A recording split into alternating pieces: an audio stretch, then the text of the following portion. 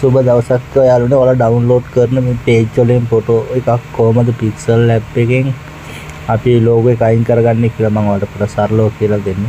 ඔයා මුලින්ම මේ ෆොටෝ එක මෙහෙම දාගන්න. මෙතන වම් පැත්තේ ඔයාලට පේනවා ඇති ලෝගෝ එකක් තියෙනවා. ඔයා මෙතනින් මුලින්ම මේ වගේ කොටුවක් ගන්න. ඊට පස්සේ ඔයා මේකේ කලර් හදන්න කලින් මෙතන දාන ලකුණ ඔබලා එකපාරක්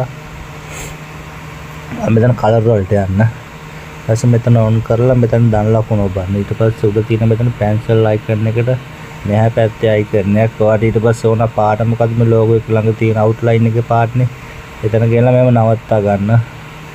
ඊට පස්සේ මෙතන ඕකේ කරන්න ඔයාලට මෙතන කලර් එක එන්නේ දැන් ඔයා ඔය කරපු කොටුවේ එතන තිබුණ පාටම එන්නේ. ඔන්න යාළුවනේ ලෝගෝ එක අයින් කරා. ඔයාලට ෆොටෝ දෙකම දැන් එකට කරලා හදා ගන්න පුළුවන් මෙතන. ඔන්න ලෝගෝ එක නෑ.